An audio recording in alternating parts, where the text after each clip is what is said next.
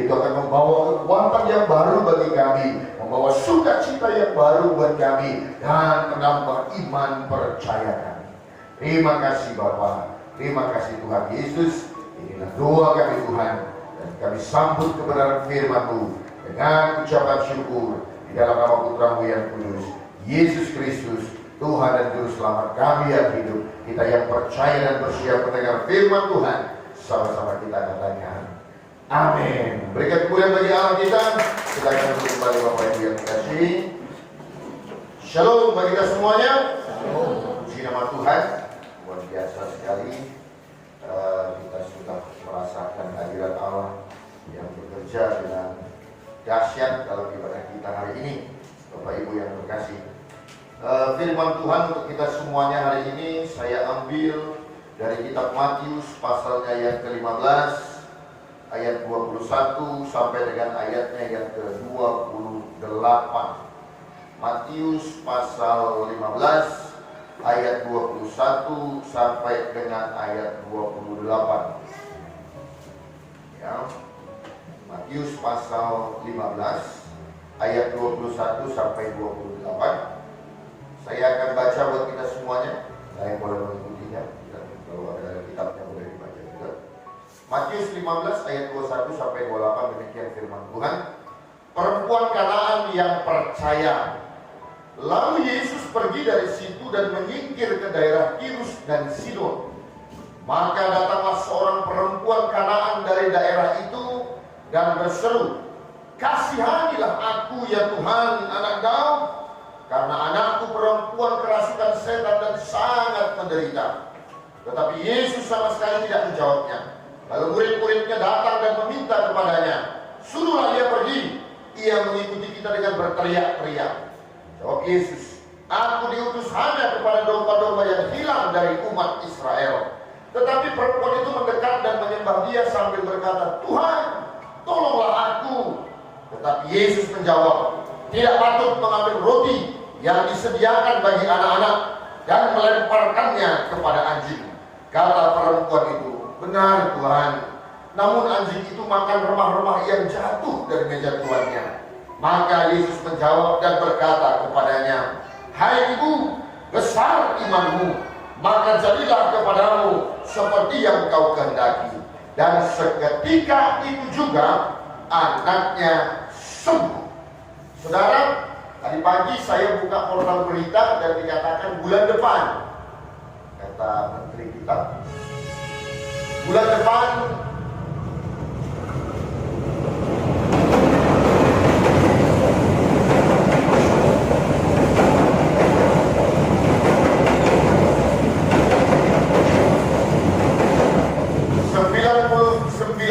kemungkinannya negara kita akan mengalami resesi. Memang kita lihat karena efek daripada pandemi corona ini begitu mengguncang bukan hanya Indonesia tapi seluruh dunia. Perekonomian terganggu dengan luar biasa.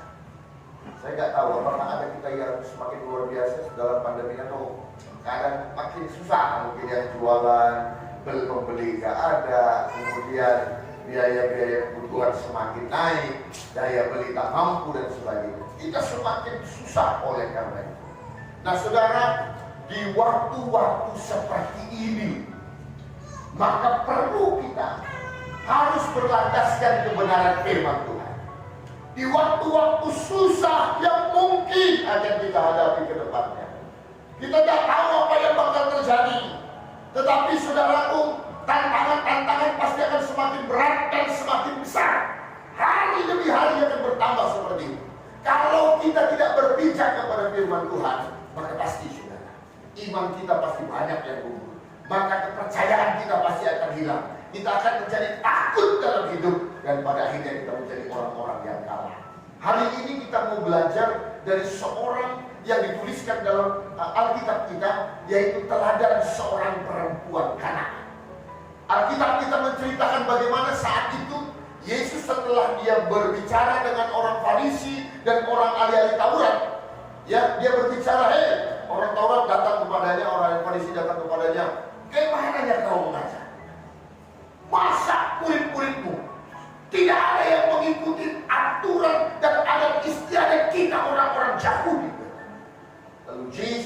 Mengatakan yang haram itu bukan apa yang masuk, yang haram itu apa yang keluar dari mulutmu, katanya.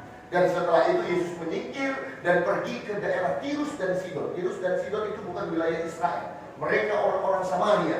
Mereka yang adalah orang-orang yang dianggap orang Israel atau orang Yahudi. Mereka itu adalah orang-orang kafir, orang-orang yang jauh dari Tuhan, bukan umat pilihan Tuhan. Yesus berada di sana. Dan di dalam perjalanannya, seorang ibu berteriak-teriak. Seorang ibu dari Kanaan berteriak-teriak dan memanggil, Yesus anak Daud, kasihanilah aku, sebab anak perempuanku kerasukan setan dan dia sangat menderita. Tapi Yesus hanya diam saja. Dia berteriak-teriak terus. Dia menjerit-menjerit terus karena memohonkan pertolongan dari Tuhan. Sampai murid-muridnya akhirnya berkata, Tuhan Guru, susir aja perempuan itu, mengganggu acara kita, mengganggu apa kita, kegiatan kita, usir aja perempuan itu. Lalu si perempuan itu terus datang, terus berteriak. Yesus bilang apa pada perempuan itu? Bu, tak layak majikan itu katanya memberikan makan kepada aku, hanya datang kepada domba-domba yang dihilang dari umat Israel. Tak layak aku sebenarnya mau tolong kamu. Roti itu disediakan bagi anak-anak. Tetapi perempuan itu menjawab setelahnya, ya nggak apa-apa, nggak roti pun nggak apa-apa. Setidaknya aku dapat remah-remah saja. Remah-remah itu kalau kita makan roti itu kan ada yang jatuh-jatuh ya, gitu ya. Itu aja pun yang aku makan karena aku seekor anjing, gak apa-apa. Lalu kemudian Yesus berkata, besar imanmu wahyu, maka jadilah seperti yang kau inginkan itu. Lalu akhirnya anak si ibu itu menjadi sembuh. Saudaraku yang terkasih dalam nama Tuhan Yesus, hidup sebagai orang percaya adalah berdampingan dengan persoalan, adalah berdampingan dengan masalah. Kalau coba rasa, mungkin hari ini buka, mungkin risolnya habis semua. Besok lusa belum tentu, mungkin banyak yang bersisa. Besok lusa mungkin kita laku sangat banyak, besok lusa belum tentu. Hari ini ada berkat, besok belum tentu. Dan masa-masa yang terdepan kita, masa yang tidak menentu saat ini. Masa yang terpampang di depan kita menunjukkan arah-arah yang tidak baik, yang akan membuat kesulitan semakin besarnya tantangan kita ke depan. Tetapi kita mau percaya satu hal, saudara. Kalau Tuhan kita yang baik tidak saja menjamin satu keselamatan di surga, tidak saja menjamin tempat kita adalah di surga, tetapi dia mau umatnya juga adalah umat-umat yang mewarisi segala kebaikannya, mendapatkan segala berkatnya ketika kita hidup di dunia. Kita mau, Tuhan mau supaya kita juga mendapatkan mukjizat dan pertolongan yang luar biasa daripada Tuhan. Dan hari ini kita belajar tentang hal itu. Kenapa perempuan Kanaan itu pada akhirnya beroleh mukjizat daripada Tuhan? Yang pertama, saudara, yang boleh kita pelajari bersama, karena dia datang kepada Tuhan dengan segala kerendahan hati. Dia bersyukur kepada Tuhan. Dia berteriak-teriak.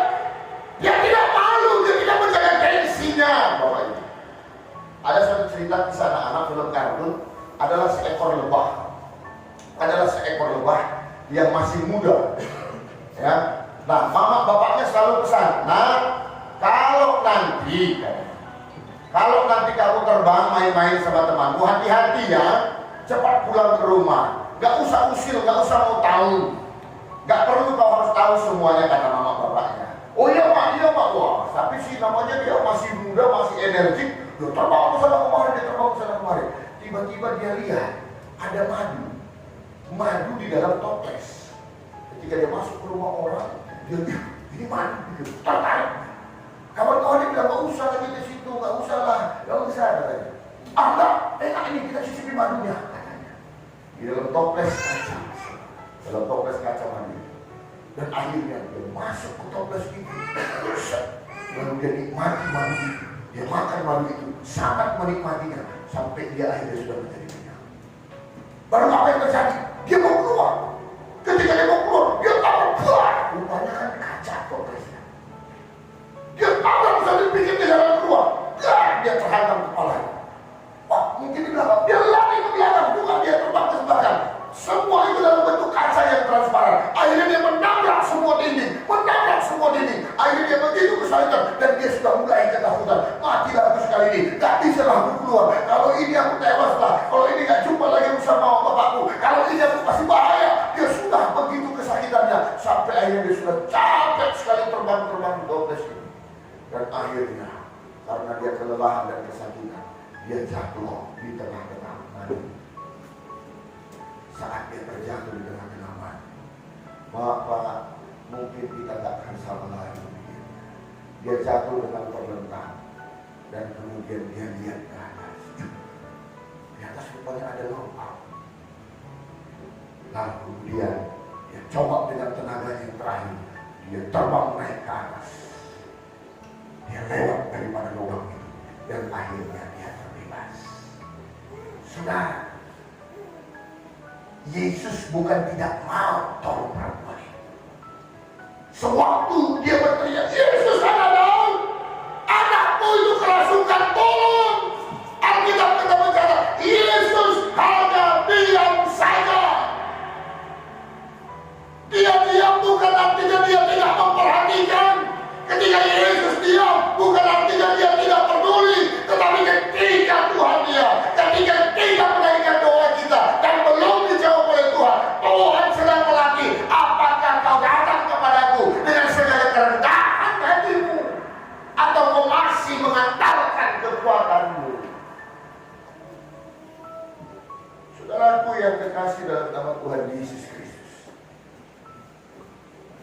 betapa kita sering sekali, saudara, ketika kita datang dan berdoa kepada Tuhan, kita selalu punya rencana cadangan di balik itu. Tuhan mau kita datang dengan keadaan yang polos dan berkata, Tuhan, tidak ada pertolongan lain selain Engkau. Tidak ada jalan lain yang bisa kurai selain daripada tangan-Mu yang mengangkat aku. Tuhan mau kita datang dengan segala kerendahan hati. Kita datang karena kita tahu hanya Kau Tuhan, hanya Engkau Tuhan, tempat pertolongan, bukan yang lain. Bapak Ibu yang terkasih dalam nama Tuhan Yesus Kristus, sama seperti lebah tadi, ketika dia masih bertenaga, dia akan coba cari jalan kanan kiri, buka belakang, semua dia hantam tembok kaca itu. Tetapi dia tidak akan menemukan jalan keluar. Saat dia menyerah, saat dia sudah pasrah, maka disitulah dia melihat jalan keluar. Begitu juga hidup kita. Tuhan mau kita lepaskan semua pemandangan diri kita. Tuhan mau supaya kita betul-betul menjadi orang yang rendah hati. Tuhan mau supaya kita benar-benar berlandaskan, tidak, hidup bukan Tuhan. Keberlangsungan rumah tanggaku ditolong bukan karena teori ini dan itu, tetapi karena Tuhan. Bukan karena harta yang berlimpah, bukan karena kekayaan, tetapi karena Tuhan yang memberikan pertolongan. Sekarang dia terkasih, ketika Yesus berdiam, sekali lagi, bukan artinya dia tak peduli. Ketika Yesus mungkin belum jawab doa kita, bukan artinya dia gak mau tolong dan tidak tahu keadaan kita. Dia sedang melatih kita, dia sedang melihat kita, apakah kita datang dengan sungguh-sungguh dengan segala kerendahan hati kita. Amin Bapak Ibu. Mau jadi orang yang rendah hati? Mau jadi orang yang rendah hati? Tuhan, tolong saya. Hanya Kau yang bisa memberikan pertolongan. Tuhan, bantu saya. Karena hanya karena Tuhan saja, maka aku pasti bisa terbebas. Lalu hal yang kedua, saudara, hal yang kedua, si perempuan ini sampai dikatakan oleh Tuhan Yesus sebagai seekor anjing, minta tolong. Misalnya contoh nih, misalnya adalah orang datang ke gereja kita, Pak Pendeta, tolong Pak Pendeta, tolong doakan anak saya. Anak saya sekarang sudah kritis di rumah sakit, tolong doakan saya Pendeta. Lalu saya bilang, saya pendeta gereja baptis, kau pendeta apa? Kau gereja di mana? Beda kita, saya bilang. Kalau seandainya saya ngomong seperti itu, kira-kira orangnya tersinggung nggak? Hah? Sok! Tentang bukan jemaatnya nggak bisa lagi doakan. Baru tidak tolong itu dia susah kan begitu ya. Nah saudara, perempuan Kanaan ini minta tolong sama Tuhan, tapi Tuhan bilang, aku datang hanya bagi orang-orang yang terhilang dari orang Israel, katanya. Dan roti itu hanya diberikan untuk anak-anak, bukan kepada anjing. Dikatain anjing. Andai kata sama orang Batak dibilang kayak gitu ya kan? Anjing kok bilang apa? Anjing. Ngeri. Tapi kenapa perempuan itu pada akhirnya beroleh mukjizat dari Tuhan? Kenapa perempuan itu pada akhirnya mendapatkan berkat dari Tuhan? Karena ada hal yang dia lakukan yang menjadi teladan buat kita semua. Dia tidak menjadi orang yang pendendam, saudara. Dia menjadi orang yang tidak mudah untuk sakit hati. Dia tidak mudah untuk langsung, Bapak Ibu, untuk langsung melihat segala sesuatunya dari sudut pandang yang negatif. Maksud Tuhan itu begini. Kamu minta tolong. Tolong kali kan, minta tolong ya. Kayak mana kali Pak ini? Terus apa yang kau buat? Kira-kira seperti itu. Tapi yang namanya kita membutuhkan, mari jadi orang yang mudah sakit hati. Kalau kita ingin maju, kalau kita ingin menikmati berkat, jangan mudah jadi orang yang tersinggung. Jangan mudah menjadi orang yang dendam. Banyak jemaat juga, saudara, di gereja-gereja lain, sama pendetanya atau gembalanya saja sering jadi dendam. Karena apa? Dianggap khotbah pendetanya selalu nembak dia kan gitu. Masa pendeta maksudnya apa? Undang pada muncul misalnya kata pendeta ya kan? Masa maksud pendetanya apa? Ada firman Tuhan yang bilang tetapi begitulah penafsiran. Saudaraku yang terkasih dalam nama Tuhan Yesus Kristus, mari jangan jadi orang yang mudah sekali tersinggung, gampang sekali tersinggung, sikit-sikit mendiri, sikit-sikit meracun, sikit-sikit gondok. Udah kayak katak itu bener apa ya kan? Makanya kayak sekarang itu termasuk orang yang gampang sekali tersinggung dan meraju. Jadi saya sedang mencoba supaya nggak seperti itu sifatnya terbawa-bawa. Orang meraju itu kan langsung gampang, langsung terlihat nih. Misalnya pulang gereja dan siapa jemaatnya kayak ini dia besar, itu meraju. Biasanya gitu. Tersinggung, gimana tersinggung. Tapi kalau cuma ini nggak ada. Bapak Ibu yang terkasih, dia sampai direndahkan seperti itu. Bukan ngomongan berdua dengan Tuhan Yesus, tetapi di sana ada banyak orang, ada murid-murid Tuhan, dan dia dikatai seperti seekor anjing. Dia begitu direndahkan, tetapi karena dia tahu hanya ini jalan keluar buatku. Orang yang berkata ini yang hanya bisa menolongku, tetapi dia tetap akhirnya makan perasaan dan dia tetap mau bersabar karena itu. Ketiga, banyak orang minta tolong aja tertipu. Minta tolong aja pembicara roh, ya kan? Tidak mau rendah hati. Jangankan direndahkan. Izin dulu nih. Ada waktu tapi belum dapat nih. Ini. Rendah dan tidak mudah menjadi orang yang dendam ataupun yang bersih. Karena apa? Dibentuk itu pasti akan ada yang namanya pembentukan yang sakit. Parang itu nggak langsung jadi parang. Dia lebih terbuat dari besi yang tumpul, kemudian dipukuli, dibakar dan sebagainya. Itu adalah pembentukan buat kita. Dan Tuhan mau kita menjadi umatnya yang tidak mudah tersinggung. Jadi sedikit aja kita 3 kali berdoa, Tuhan tolong saya. Besok lusa Tuhan tolong saya. atau 3 kali berturut-turut 3 minggu kita datang ke gereja, terus masuk akhirnya doa kita nggak dijawab juga, dan kita ada Tuhan itu, langsung tersinggung. Ada Tuhan, udah berdoa, udah gereja itu nggak ada.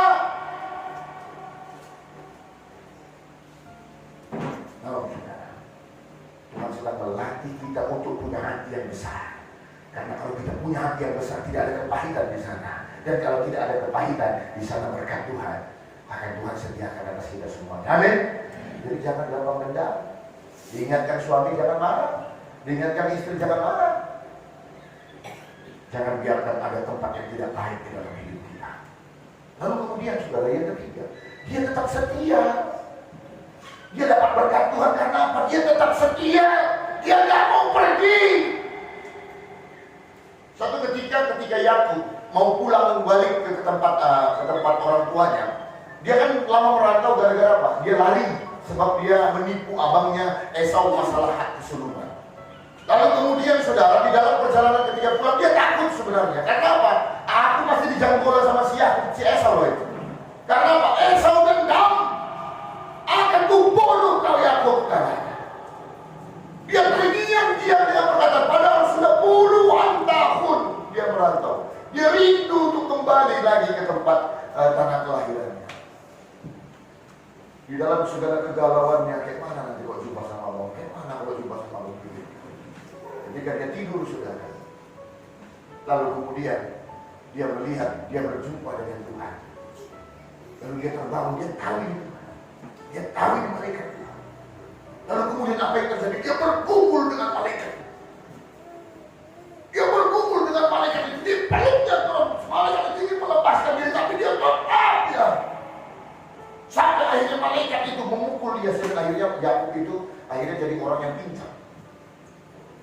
Dia pegang terus dengan luar biasa. Dan dia berkata kepada malaikat itu, aku tidak akan melepaskan engkau sebelum engkau memberkati aku. Katanya. Aku untuk meraih mukjizat Tuhan, untuk hidup dalam mukjizat Tuhan, ayo jadi orang yang setia, ayo jadi orang yang ngotot untuk hidup terus di dalam Tuhan. Kesetiaan itu berkesinambungan. Kesetiaan itu terus menerus. Sama seperti orang yang berumah tangga, berjanji setia di hadapan Tuhan itu kan ada ikrarnya. Setia pada saat hidup senang maupun susah, saat sehat maupun sakit, saat kaya ataupun miskin, sampai maut yang memisahkan. Itu kesetiaan. Jangan ikut Tuhan hanya pada saat kita boleh diberkati.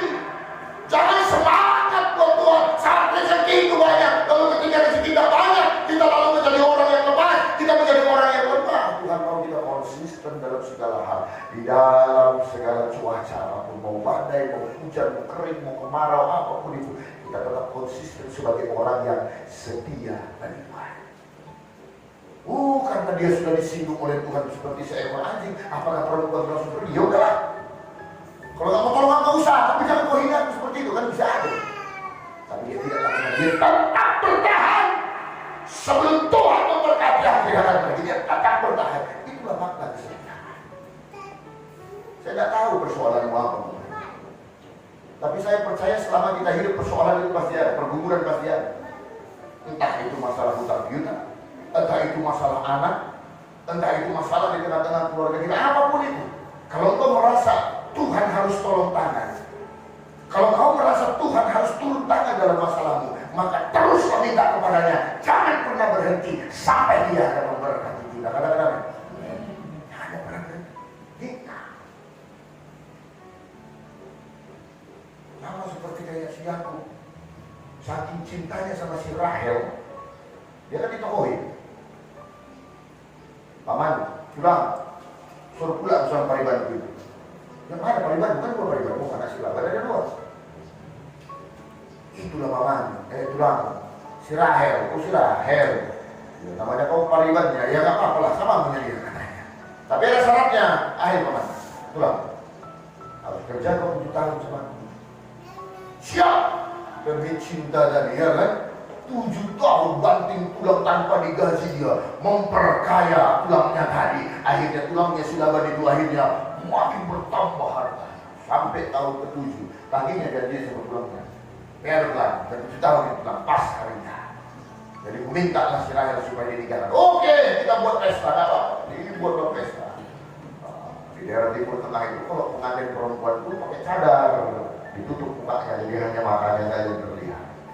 Di pesta dia harus senang sekali sama Rahel. Sewaktu dibawa ke kamar pengantin dan ketika dia buka cadarnya, terkejut dia luar biasa. Karena apa? Ternyata bukan si Rahel, tapi si Lea. Wah, ini pikirnya.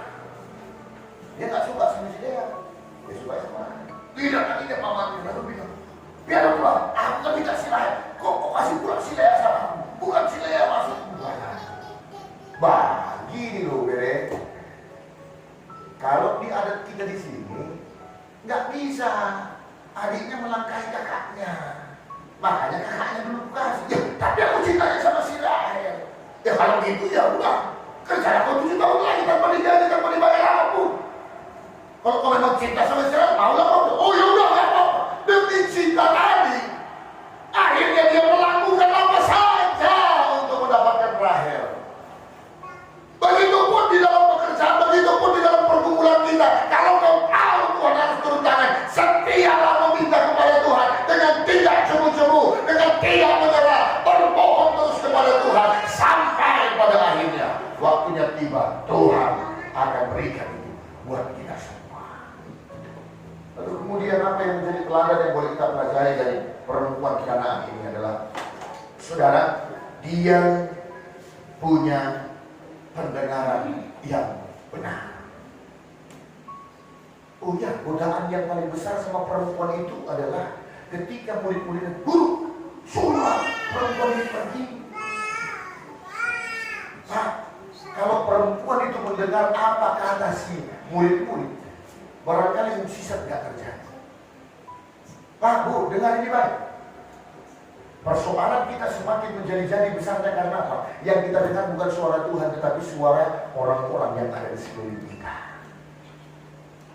Suami dan istri akhirnya bisa bercerai, bukan karena suami dan istri tak saling lagi bercinta. Karena apa? Karena ada orang-orang di sekelilingnya dan mereka berdua mendengar dan mengikuti apa perkataan itu. Hati-hati, saudara. Pendengaranmu harus kau arahkan kepada sesuatu yang benar. Dan sesuatu yang benar itu adalah firman Tuhan. Pernah enggak?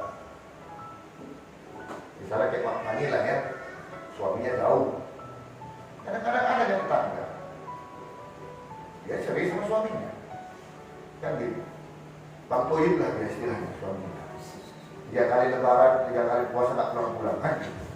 Pak Mani pun lebih kurang gitu juga suaminya. Akhirnya cerita tetangganya tadi. Kemudian suatu sore mungkin kita cerita-cerita, Pak Pani nggak takut kan? Yakin kau sama Pak Pani? Tanya ada istrinya sana. Suamiku Bang Toyib itu gitu juga. Aku pikir baik-baik nggak tahu ada. Kadang-kadang mau ya ada godaan itu ya, Bu ya. Orang-orang bercerita. Kalau kita dengar hal seperti itu, apa nggak keluar langsung tariknya bukan?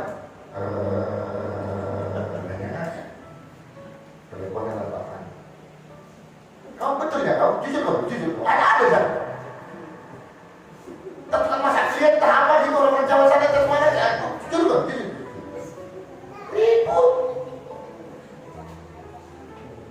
Ribut. Karena dengar perkataan orang.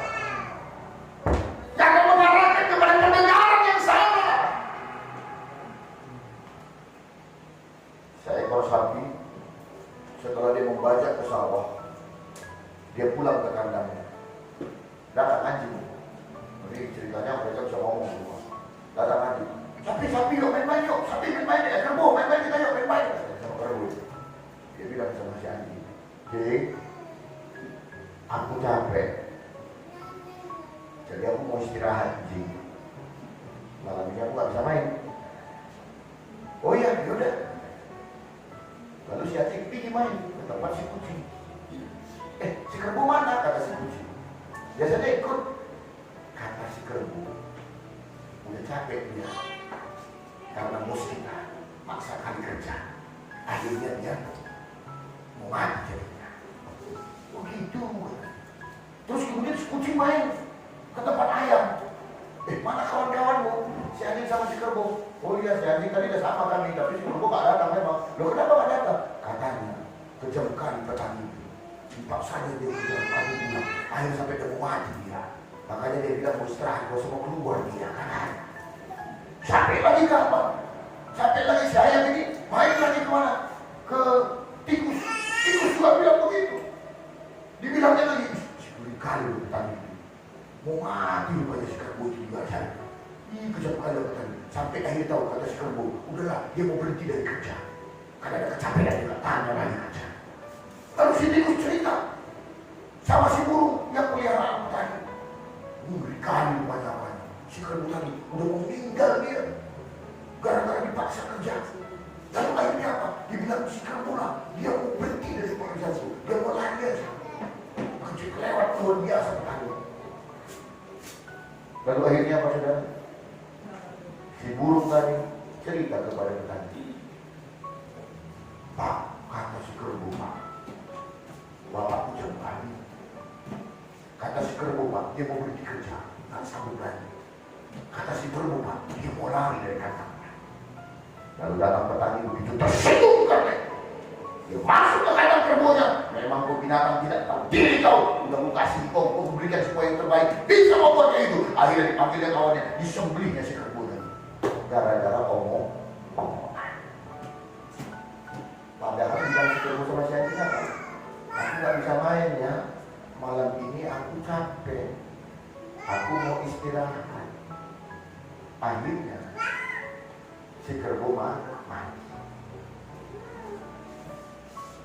Saudara, akan banyak perkataan orang. Akan banyak godaan orang. Akan ada masukan yang lain, tetapi dengar ini baik. Pendengaranmu hanya harus kita arahkan kepada kebenaran firman Tuhan. Tidak ada yang lain. Kalau firman Tuhan bilang harus mengampuni, itu yang harus dilakukan. Kalau firman Tuhan harus katakan berani untuk memberi, itu yang harus kita kerjakan. Kalau firman Tuhan berani untuk melangkah, itu yang harus kita perbuat. Ini yang jadi pijakan kita semua, tidak ada lagi yang di luar dari sini. Bapak Ibu yang terkasih, si perempuan itu memberikan teladan buat kita. Yang aku tidak peduli apa kata murid Tuhan, yang aku pedulikan apa kata Tuhan itu kepada diriku. Dan akhirnya saudara, dia beroleh mukjizat dari Tuhan. Hari ini Bapak Ibu, entah kembali lagi seperti gereja kita mengalami pergumulan akan bertapakan 9 tahun. Dari cerita-cerita sama Pak Ulama, umat besar juga nominalnya, kan begitu. Nggak tahu dari mana caranya. Tapi yang tahu satu hal Tuhan, yang harus saya lakukan adalah meminta kepada Tuhan. Satu hal yang saya katakan kepada Tuhan, tolong saya Tuhan, karena saya tak punya pengharapan apa-apa selain daripada Tuhan. Dari mana caranya Pak? Kalau tahu aku caranya namanya tidak mukjizat. Kalau tahu aku jalannya itu namanya tidak mukjizat. Karena nggak tahu harus berbuat apa-apa. Dan kalau Tuhan akan sediakan, saya katakan itu adalah mukjizat Tuhan. Saudara itu, mari apapun pergumulan kita hari ini, apapun yang sedang kita hadapi saat ini, ya, situasi begitu mengerikan kanan dan kiri, ekonomi semakin terpuruk dan sebagainya. Tapi dengar ini baik, saudara dan saya adalah umat pilihan Tuhan. Amin. Umat yang Tuhan janjikan segala berkat, bukan saja di kekekalan, tetapi ketika kita ada di dalam dunia. Karena itu datang kepadanya dengan segala kerendahan hati. Hanya minta pertolongan kepada Tuhan. Datang kepadanya dengan segala kebersihan hati. Tidak jadi orang yang penendang. Mau bersabar menanti Tuhan akan berikan jawaban. Tetap setia apapun yang terjadi. Tetap setia meminta terus kepada Tuhan. Dan dengarlah, pendengaran kita harus kita arahkan kepada kebenaran firman Tuhan. perempuan Kanaan itu, anaknya boleh disembuhkan oleh Tuhan. Apapun yang jadi pergumulan kita, Tuhan juga akan nyatakan mukjizatnya buat kita semuanya. Amin. Kita bersatu di dalam doa. Terima kasih Bapa kami yang baik, terima kasih Allah kami yang hidup. Kami bersyukur untuk kebenaran firman yang sudah boleh kami dengarkan pada siang hari ini. Bapa di dalam surga, berkatilah Tuhan pada firman yang sudah ditaburkan ini. Biarlah semuanya Tuhan menjadi berkat dalam kehidupan setiap kami. Tantangan kami berat, pergumulan kami banyak, tapi biarlah kami seperti perempuan Kanaan itu Bapa, datang kepada Tuhan dengan segala kerendahan hati, dengan segala kerendahan hati kami, dengan percaya hanya Tuhan pertolongan, hanya pada Tuhan ada jalan keluar. Dan Tuhan, kami datang dengan segala kebersihan hati kami, tidak menjadi orang yang mudah tersinggung, tidak menjadi orang yang mudah pendendam. Kami datang Tuhan dengan kesetiaan, tetap percaya, tetap menanti Tuhan sampai Engkau akan berikan jawaban bagi kami. Kami tidak akan pernah beranjak, kami akan terus meminta dan menaikkan Tuhan pertolongan-Mu akan nyata melalui pergumulan kami. Bapa, ajar kami untuk mendengar hanya perkataan Tuhan saja, supaya kami tidak terombang-ambing di dalam hidup kami, supaya kami tetap bertahan di dalam jalan kami, supaya iman kami tetap berdiri teguh dengan setia di hadapan Tuhan. Terima kasih Bapa. Kami percaya firman-Mu akan termantra di dalam hidup kami. Kami percaya Tuhan firman-Mu akan berbuah nyata dengan mendatangkan mukjizat bagi setiap kami. Berpuji nama-Mu Bapa, ini doa kami, dan kami akhiri pemberitaan firman-Mu siang hari ini dalam nama Putra-Mu yang kudus, Yesus Kristus Tuhan dan Juru Selamat kami yang hidup. Dan kita yang percaya dan diberkati oleh Tuhan, bersama-sama kita katakan amin. Haleluya.